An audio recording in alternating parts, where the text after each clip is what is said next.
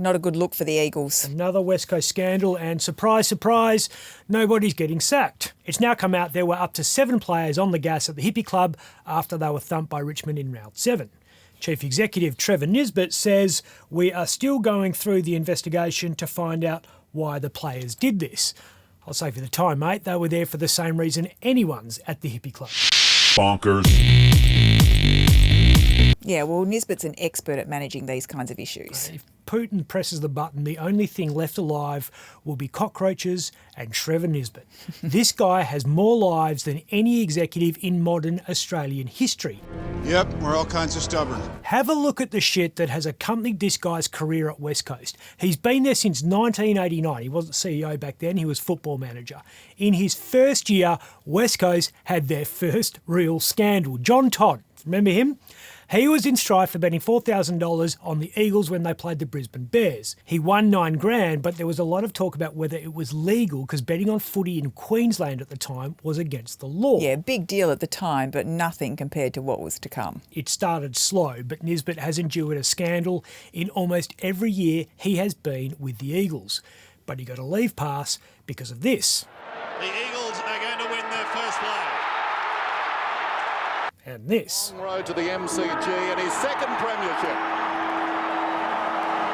Who would have thought the sequel would be just as good as the original? Things changed in 1999. That's when Mick Malthouse left the club and when Trev took over from Brian Cook as chief executive. And what a ride it turned out to be. In the first year of Trevor's reign, Chad Rintoul is charged with assaulting a taxi driver after chundering in his cab. He was fined $2,000. A year later, 3 players are accused of sexually assaulting teenage girls at a Cannington party. In 2000, Nick Stone returns a positive drug test for speed. In 2001, Andrew Embley and Chad Fletcher are kicked out of the Palms Resort in Broome after disrupting other guests. Then things got serious. Quite. In 2002, 2 Eagles players, later discovered to be Ben Cousins and Michael Gardner, are investigated by police after wiretapping caught them phoning a drug dealer for cocaine. Also that year, Gardner assaults someone at the Cottesloe Beach Hotel. CCTV tapes are deleted before the police can finish their investigation. How convenient. A bit later that year, Cousins hurts his arm falling down the stairs at Club Bayview after he punches Daniel Kerr in the face. Andrew Embley's arrested at the same club for assaulting a patron, but the charge is dismissed after new information from a mystery prison witness. When prisoner witnesses are getting people off charges, you know you got a problem. In 2003, Gardner is photographed socialising with drug dealer Peter Andrew Britton. This led to a warning from the Eagles that players should avoid socialising with criminals for fear of tainting the game's image. In 2004, Quentin Lynch is behind the wheel during a drunken high-speed chase. A bit later that year, Kerr is charged with passing a fake prescription for Valium. In a 3 Degrees of Perth thing, Magistrate Paul Heaney doesn't disqualify himself from that case despite being an Eagles fan and Waffle Tribunal chairman. In 2005, Aaron Edwards is put on a 3-month good behaviour bond after pleading guilty to disorderly conduct after a fight at Metropolis Fremantle. The same year saw former coach Ken Judge done for drink driving, and Cousins and Gardner are again caught socialising with criminals. This time it's coffin cheater David Morris. They're also being asked by the cops what they knew about the underworld clash at Metro City nightclub when Troy McCanny and John Kizon went head-to-head with Scorpion boy Nabil Debag. Jeepers, things were really getting loose by 2005. And 2006. In that year, Cousins is stood down as captain after he flees from that booze bus. Ashley Sampi is accused of threatening his partner with a knife. Gardner's fined $5,000 and suspended again by the Eagles after another drink driving incident. Chad Fletcher collapses in a Las Vegas hotel room and is revived by club officials during an end-of-season trip.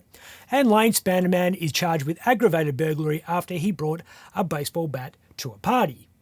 Every Crime Stoppers page in 2007 seemed to have a picture of Daniel Kerr. In January, he assaults someone at a party in Atterdale. In February, he's in an altercation with a cab driver. And in March, he's caught up in a drug dealing scandal with convicted criminal Shane Waters. Writing is seriously on the wall by this stage. Well, it was around that time that Chairman Dalton Gooding realised it was absurd to continue denying the most obvious thing in Australian sport, that the West Coast Eagles had a culture problem.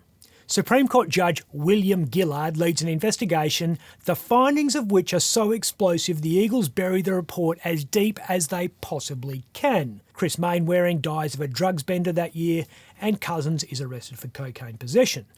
They weren't Trevor's problem by then, but Andrew Embley still was. He was dropped from the leadership group after getting his punch on with 2 Daniels. By 2008, Trevor admits he's lost control of his club after Hendy Cowan and Big Four accounting boss Steve Scudamore conclude an investigation which finds that in the 6 years to 2007, 13 Eagles were involved in 35 separate incidents of seriously bad and often illegal behaviour. One of the groundbreaking recommendations was perhaps there should be some drug testing at the club. And that would ruin my career. 2010 was a wooden spoon. 2012 saw Adam Hunter's house raided in Innaloo. Cops find a bong and some pills but don't lay charges. They do 2 years later, though, when he's busted with cocaine after being pulled over near Geraldton. 2013 was John Worsfold resignation controversy. 2015 was Adam Good's booing controversy.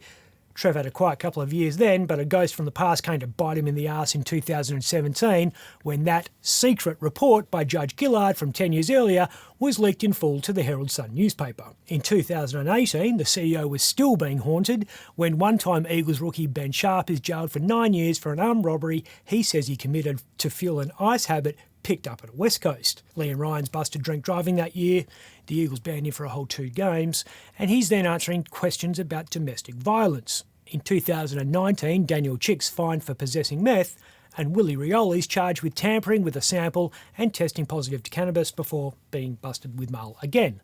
Oh, and in early 2020, early Eagles star Dean Laidley, now Daniel Laidley, was charged with possessing meth, although even I would have trouble blaming Trevor for that one. And Nisbett's still the boss. Trevor Nisbett could shoot someone dead in broad daylight in the middle of St George's Terrace, and nobody at the Eagles would dare question him when he turned up to work the next day. So what was I saying? You've been CEO for 22 years, mate. Modern corporate governance doesn't tolerate that kind of tenure for a clean skin, let alone someone with as much baggage as you. You've been on borrowed time since 2008, so how about giving the club a real chance at a real fresh start and hanging up the boots?